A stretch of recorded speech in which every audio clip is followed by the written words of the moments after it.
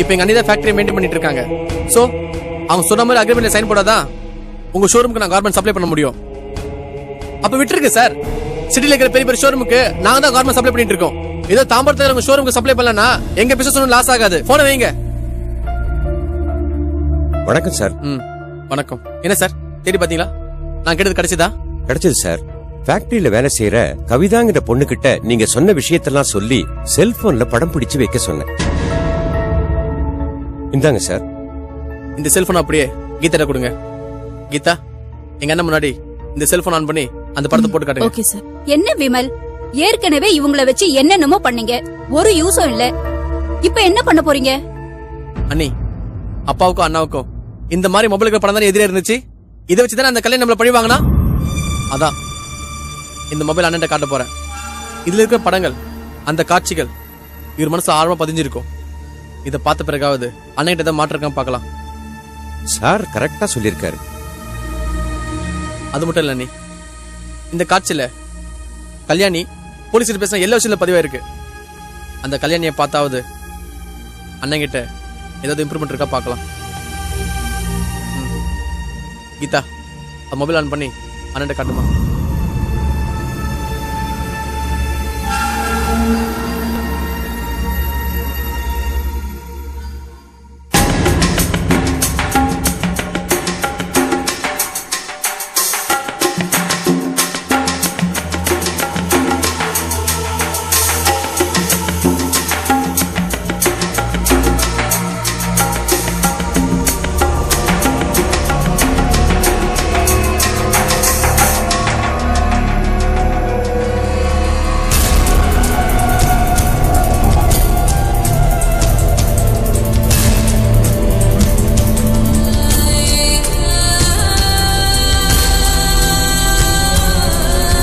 Sir நல்லா பாருங்க sir. இந்த கல்யாணி தான் சார் உங்களுக்கு கை நீட்டி அடிச்சது. நல்லா பாருங்க சார்.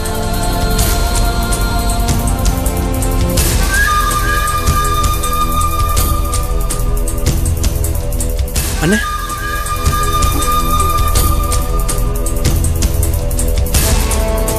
பாருங்க அண்ணே, அந்த பொண்ணு நல்லா பாருங்க. இப்ப நீங்க இருக்கிற நிலைமைக்கு அவதான காரணம். பாருங்க, அவளை நல்லா பாரு. விமல், பொறுமையா இருங்க. அவருக்கே நினைவு ஒரு அவசரப்படாதீங்க.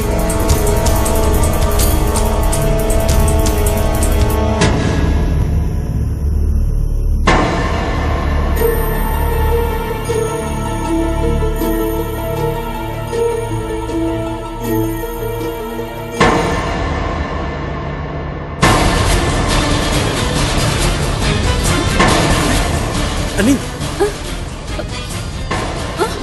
அண்ணே, என்னங்க? அண்ணே, என்னாச்சு? என்னங்க? என்னாச்சு? அண்ணே, என்னங்க? அண்ணே, என்னங்க? அண்ணே, என்னங்க? இங்க பாருங்க. அண்ணே, என்ன?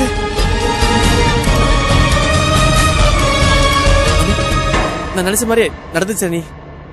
எனக்கு தெரியும், அந்த கல்யாண முகத்தை பார்த்தா அண்ணனுக்கு கண்டிப்பா பையனாப்ல வரும் தெரியும் அண்ணி. அந்த அளவுக்கு அந்த கல்யாணி இவரை பாதிச்சிருக்கா? இப்ப என்ன பண்றது? சொல்றேன் அண்ணி, நீங்க கிளம்பலாம்.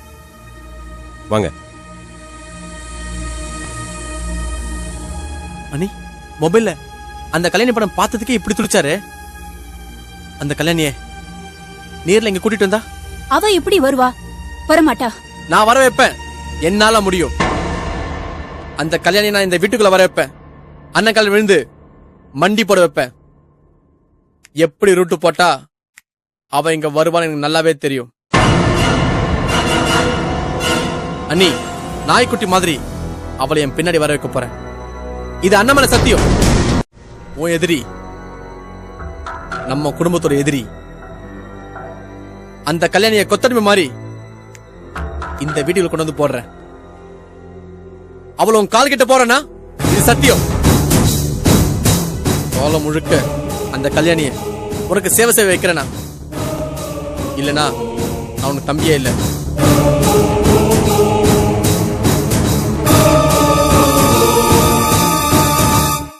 அவன் பொறுக்கியா இருக்கப்பவே அவனை தண்டிச்சிருக்கணும். அப்ப விட்டு இப்ப வருத்தப்பட்டு என்ன பிரயோஜனம்? அவன் மட்டுமா தப்பு பண்ணா? அந்த பெருமாளும் தான் தப்பு பண்ணாரு. நம்ம வீட்டை காலி பண்ண சொன்னார்ல, அதனாலதான் சிவாக்கு கோவம் வந்து ஏதேதோ பண்ணிட்டான். அதுக்காக ஒரு பொண்ணோட வாழ்க்கையிலே விளையாடுறது. இதுக்கப்புறம் இந்த பொண்ணோட நிலைமையை கொஞ்சம் யோசிச்சு பாரு. பவித்ராவுக்கும் அந்த இன்ஸ்பெக்டருக்கும் கல்யாணம் பண்றதா பேசி வச்சிருந்தாங்க. இந்த சமயம் இப்போ சிவா இப்படி பண்ணிட்டானே. சார், சிவா எங்க போனான்னு தெரியல சார். என்னம்மா கல்யாணி, எல்லாரும் சேர்ந்து ஒளிஞ்சு விளையாடுறீங்களா? உங்க தம்பி அந்த பொண்ணை ரேப் பண்ணுவான், நீங்களே நல்லவங்க மாதிரி வந்து கம்ப்ளைண்ட் கொடுப்பீங்க. அப்புறம் நீங்களே அவனை ஒளிஞ்சுக்க சொல்லுவீங்களா? எங்களை என்ன மாங்கா நினைச்சீங்களா? சார், நிஜமா சிவா எங்க போயிருக்கான்னு எங்களுக்கு தெரியாது சார். நாங்களும் அவனை தேடிட்டு தான் இருக்கோம். அவனை தேடுற வேலையை நாங்க பாத்துக்கிறோம். அவன் மேல எஃப்ஐஆர் போட்டிருக்கோமா? அவனை அரெஸ்ட் பண்ணி கோர்ட்ல நாங்க ப்ரொசீட் பண்ணோம். யோ, அவங்க கிட்ட என்ன வெட்டித்தனமா பேசிட்டு இருக்க? அக்கா தங்கச்சி 2 பேரையும் வண்டியில ஏத்தியா? அவங்க வீட்டு பொண்ணு மானம் போகுதுன்னா அவன் தன்னால வந்துதான் ஆகணும். ஐயோ ஐயா, அப்படியெல்லாம் வேண்டாயா. அவன் வந்துருவான் ஐயா. எத்தனை நாளைக்கே அவனால இப்படி சுத்த முடியும்? ஆமையா, அது வரைக்கும் நாங்க ஸ்டேஷன் கதவை திறந்து வச்சுட்டு காத்து கிடக்கணும். ஐயா, என் பையன் பண்ண காரியத்தினால நீங்களும் பாதிக்கப்பட்டிருக்கீங்கன்னு தெரியும். ஐயா வெறுப்பே தெரியா? கல்யாணத்துக்கு பத்திரிக்கை அடிச்சு டிசைன் பாத்துட்டு வந்திருக்காரு. அவர் கட்டிக்கு போற பொண்ணையே உன் பையன் நாசம் பண்ணிருக்கான். அவரே கொதிச்சு போயிருக்காரு. நீ வர. யோ கான்ஸ்டபிள் சார், பர்சனலை பத்தி இங்க பேச வேண்டாம். சார், என் பையன் பண்ணது மகா பாவம் தான். அதுக்காக அவனை வெட்டியா போட முடியும்? நான் என்ன நினைக்கிறேன்னா, அந்த பெருமாள் எனக்கு 20 வருஷமா தெரியும் சார். நானும் அவனும் உட்கார்ந்து பேசி ஒரு தீர்வு. நீயே பேசிட்டு இருந்தா நாங்க எதுக்கு இருக்கோம்? இங்க பாரு பெரியவரை, பாதிக்கப்பட்ட பொண்ணை கைப்பட கம்ப்ளைண்ட் எழுதி கொடுத்திருக்கா. உன் பொண்ணு தானே ஜான்சி ராணி மாதிரி கூட்டிட்டு வந்து கம்ப்ளைண்ட் எழுதி கொடுக்க வச்சா?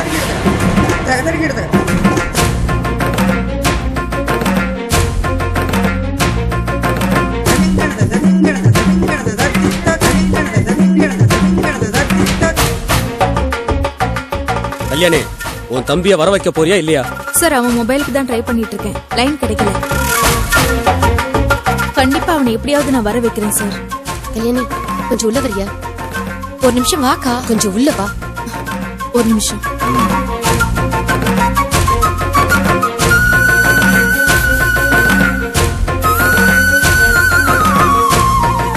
உனக்கு என்ன பைத்தியமா? நீயே அவனுக்கு போன் பண்ணி வர வச்சு சிவாவை புடிச்சு கொடுக்க போறியா? அக்கா வேணாக்கா, இதை நம்ம வேற விதமா ஹேண்டில் பண்ணிக்கலாம். போலீஸ் கிட்ட மாட்டினா 7-8 வருஷம் சிவாக்கு தண்டனை கொடுத்துருவாங்க. அவன் லைஃபே வேஸ்டா போயிடும். நமக்கு ஒரு நியாயம், ஊர்ல இருக்கிறவங்களுக்கு ஒரு நியாயமா? அது இல்ல கல்யாணி. கொஞ்ச நேரம் சைலண்டா இருங்க.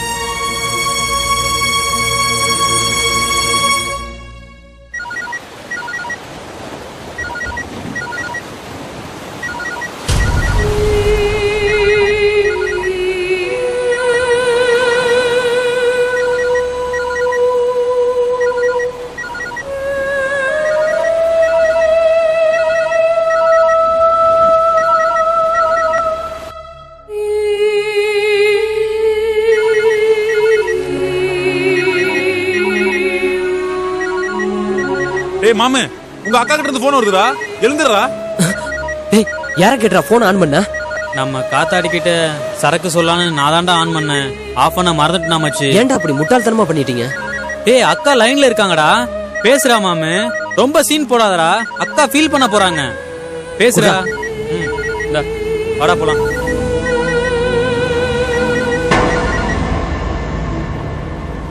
அக்கா, என்னக்கா? சிவா எங்க இருக்க? சிவா எங்க இருக்க? ஏன் இப்படி பண்ற? சாப்பிட்டியா? உனக்கு என்ன வீடா இல்ல? ஏன் எங்கேயோ போயிருக்க? வீட்டுக்கு வாடா. அக்கா, நீ என்ன மன்னிப்பியா? அப்படி என்னடா நீ தப்பு பண்ணிட்ட? நீ முதல்ல வீட்டுக்கு வா, மத்ததெல்லாம் அப்புறம் பேசிக்கலாம். இல்லக்கா, போதையோட தான் அந்த வீட்டுக்கு போனேன். கோவத்துல தான் அந்த பொண்ணுகிட்ட தப்பா நடந்துகிட்டேன். சிவா, உன்னை பத்தி எனக்கு நல்லா தெரியும். நீ பயப்படாத. வீட்டுக்கு வா. அக்கா, நான் உன்னை பாத்துக்கிறேன். அக்கா, அங்க எதுவும் பிரச்சனை இல்லையே? பயப்படுறியா? ஏன் தம்பி, நீ பயப்படலாமா? இல்லக்கா, நான் பயப்படலக்கா. உங்களுக்கு ஏதாவது பிரச்சனை இருக்கான்னு தான் கேட்டேன். நான் ஒரு தப்பை செய்ய போய் அந்த பெருமாள் உங்களுக்கு எதுவும் பிரச்சனையை கொடுக்கறானான்னு தான் கேட்டேன். இல்லடா, அவர் நம்ம வீட்டு பக்கமே வரல. பயந்துட்டார் போல இருக்கு. அக்கா, அவன் அந்த அல்லக்கை இன்ஸ்பெக்டர் கிட்ட கம்ப்ளைண்ட் கொடுப்பானோ? இல்லடா, அவர் அப்படிலாம் எதுவுமே பண்ணல. சைலண்டா தான் இருக்காரு. நீ எதுக்கு தேவையில்லாம பயப்படுற? நீ வா, நம்ம வேலை என்னமோ அது பார்க்கலாம். புரியுதா? இங்க பாரு, நான் நேர்ல வந்து உன்னை பார்த்தேன். அப்புறம் 4 அரை அரைஞ்சு உன்னை கூட்டிட்டு வருவேன். நீயா வா. இல்லக்கா, நான் கண்டிப்பா வந்துடுறேக்கா. சரி, சீக்கிரம் வா.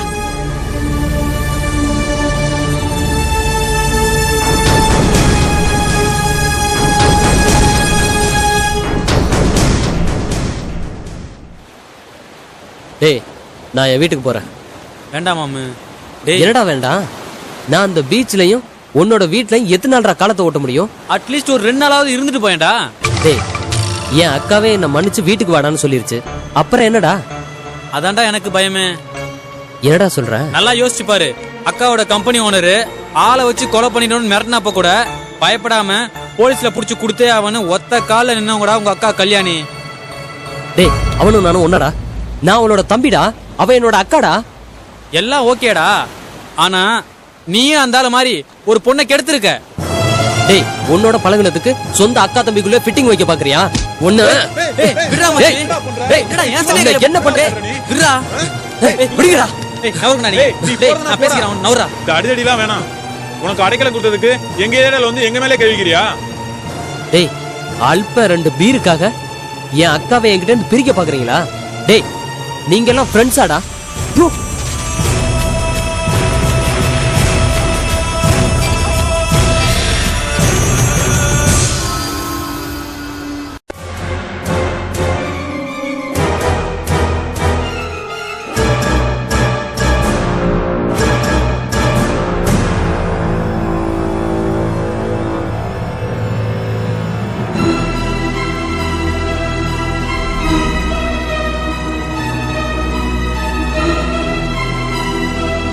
டேய் சிவா, ஏன்டா இப்படி செஞ்ச? நம்ம குடும்ப மானத்தையே வாங்கிட்டியாடா. இதுல இருந்து நான் உன்னை எப்படிடா காப்பாத்த முடியும்? அப்பா போலீஸ் கிட்ட மட்டும் மாட்டாம இருந்தா போதும்பா. அதனாலதான் நான் வீட்டுக்கு கூட வராம சுத்திட்டு இருந்தேன். அக்கா போன் பண்ணாதாலதான் இப்ப வந்தேன். அப்பா நீங்க எல்லாம் அந்த பெருமாள் கிட்ட பேசி. நிறுத்துடா. நீ என்ன அந்த வீட்டுல காசு பணமா திருடி இருக்க? அந்த வீட்டு பொண்ணோட வாழ்க்கையை சீரழிச்சிருக்க. அக்கா நான் ஒண்ணு எனக்காக போதையில எதுவும் செய்யலக்கா. அந்த ஆள் நம்ம குடும்பத்தை தெருவுக்கு கொண்டு வர பார்த்தாங்கா. அதனாலதான் ஒரு ஷாக் கொடுத்தேன்.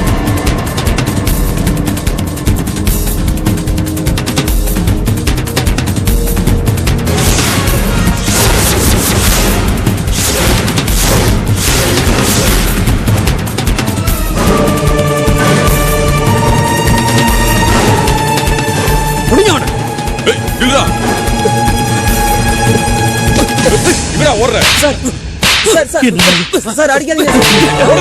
இன்னும் கொஞ்ச நாள்ல எனக்கு பொண்டாட்டியாக போறவளை கெடுத்துட்டு நீ ஜாலியா சுத்த நினைக்கிறியா? சும்மா விட மாட்டேடா. இன்ஸ்பெக்டர் அவனை என் கண் முன்னால அடிக்காதீங்க. வேணும்னா அவனை இழுத்துட்டு போயிடுங்க. வேண்டாங்க அடிக்காதீங்க. இப்போ உனக்கு திருப்தியா கல்யாணி?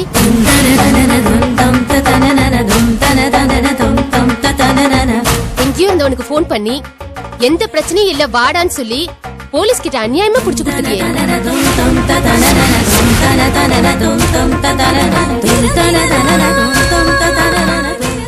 இந்த குடும்பத்துக்கே அவன் வேலி மாதிரி இருப்பான்னு நினைச்சேன். அவனை இப்ப ஜெயிலுக்கு போறான்.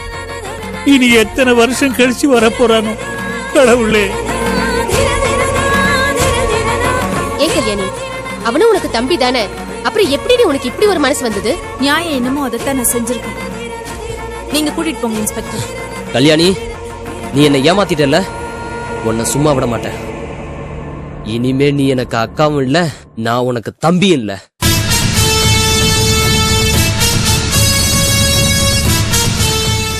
நீ பொய் சொல்ல மாட்டேன்னு இவ்வளவு நம்பிக்கையோட வந்த. ஆனா நீ நம்ப வச்சு கழுத்தறுத்துட்டிய. உனக்கு எம நான் தான்.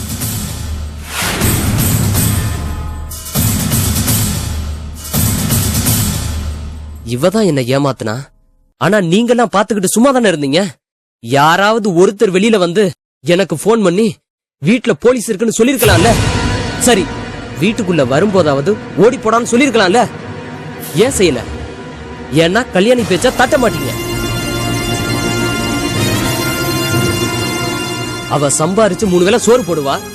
என்னால உங்களுக்கு எந்த ஆதாயமும் கிடையாது. அதனால என்ன பலிகடா ஆக்கிட்டீங்க. உங்க யாரையும் நான் மறக்க மாட்டேன்.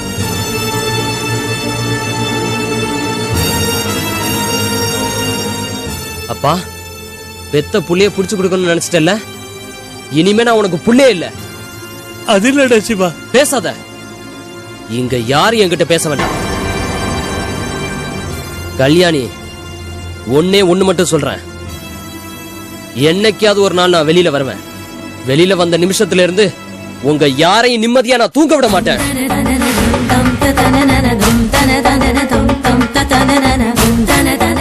நீங்க எனக்கு செஞ்ச துரோகத்துக்கு கண்டிப்பா நான் தண்டனை கொடுப்பேன். வருவேன். ஏய், வாடா. கதை வசனம்.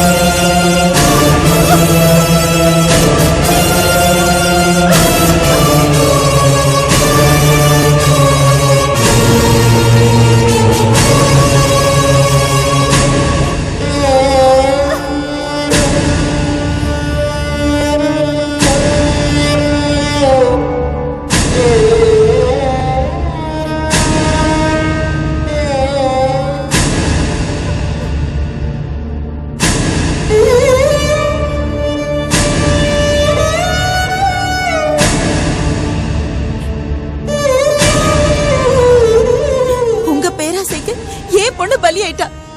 எங்க ஏமாத்துறது பாவம் உங்களுக்கு தெரியாது? அதுவும் இத்தனை வருஷமா உங்களே நம்பிக்கிட்டு இருந்த அந்த அப்பாவி ஃப்ரெண்டு ஐயப்பனை எப்படிங்க ஏமாத்தலாம்? ஏமாத்தலான்னு உங்களுக்கு நினைப்பு வரலாமாங்க? அதான் இப்ப உங்க பொண்ணு சீரழிஞ்சு நிக்கிறா.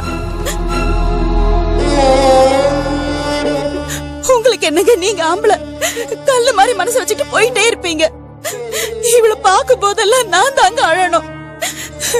இதெல்லாம் உங்களுக்கு எங்க புரிய போகுது?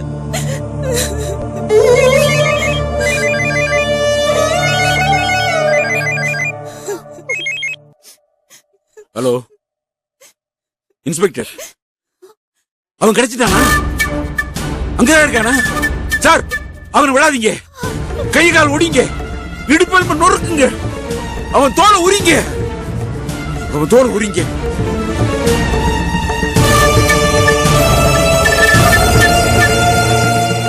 அடிக்க அடியில அவன் உடம்புல இருக்கிற எந்த நாடி நரம்பும் வேலை செய்யக்கூடாது.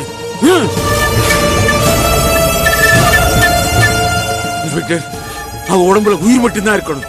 அவன் நடப்புடமா தெரியணும். அவன் நடக்க கூடாது, பேசக்கூடாது, தூங்க கூடாது. அவன் படுற சித்திரவதையை அவன் உணரணும். அதுக்கு மட்டும்தான் அவனுக்கு உயிர் இருக்கணும். அவன் உயிர் இருக்கணும். இன்ஸ்பெக்டர், விடாதீங்க. நான் சொன்னதை செய்யுங்க, செய்யுங்க.